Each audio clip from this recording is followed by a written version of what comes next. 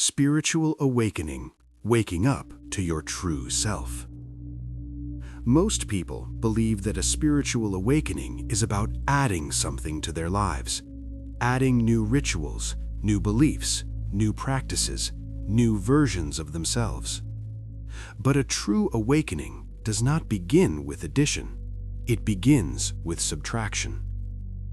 It is not about becoming someone new. It is about remembering who you were before the world told you who to be.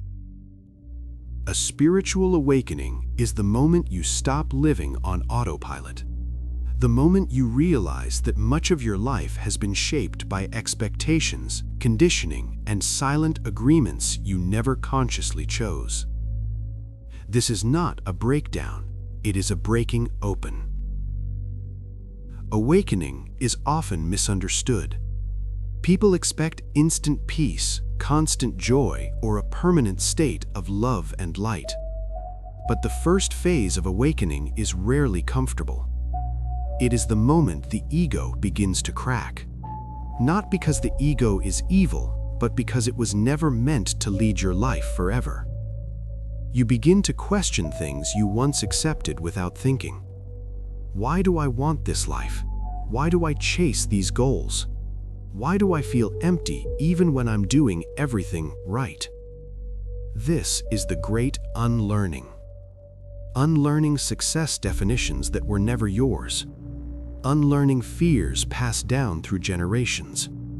Unlearning the belief that your worth depends on productivity, approval, or comparison. You are not losing yourself. You are shedding what was never you. Sign 1. Outgrowing your old life. One of the first signs of awakening is the quiet but persistent feeling that your old life no longer fits. Old hobbies feel hollow. Old conversations feel repetitive. Old environments feel heavy. You may even feel disconnected from people you once felt close to. This is not arrogance, and it is not a midlife crisis. It is energetic misalignment. Your inner frequency has shifted, and what once matched you no longer does. Growth often feels like loneliness before it feels like freedom, and that's okay. Sign 2. Heightened sensitivity. As you awaken, your sensitivity increases. Noise feels louder, crowds feel heavier, certain places drain you without explanation. At the same time, nature begins to feel medicinal. Silence feels nourishing, stillness feels alive. You start to sense energy, not as something mystical, but as something deeply intuitive. You become more aware of how environments, people, and even words affect your inner state. This sensitivity is not weakness, it is awareness returning. Your nervous system is recalibrating from survival to presence. Sign 3. The search for depth. Small talk begins to feel insufficient. You crave depth, truth, meaning. You start asking questions that don't have easy answers. Why am I here? What is my soul's purpose? What exists beyond this physical experience? You're no longer interested in surface-level living, not because you're better than anyone else, but because your soul remembers that life is meant to be felt, not just managed. This is the awakening of consciousness, the dark night of the soul. Here's the part many people don't talk about. Awakening is not always gentle.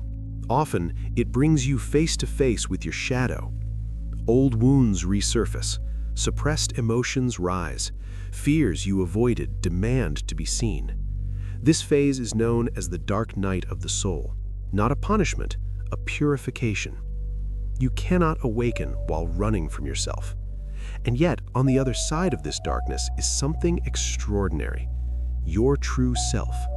Not the mask, not the role, not the survival version of you, but the part of you that is calm, creative, grounded and deeply connected to the universe. A spiritual awakening is not a destination.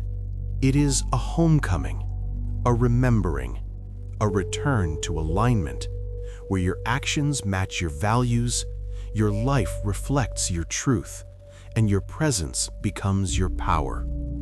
You don't awaken to escape the world. You awaken to live in it with clarity, compassion, and intention.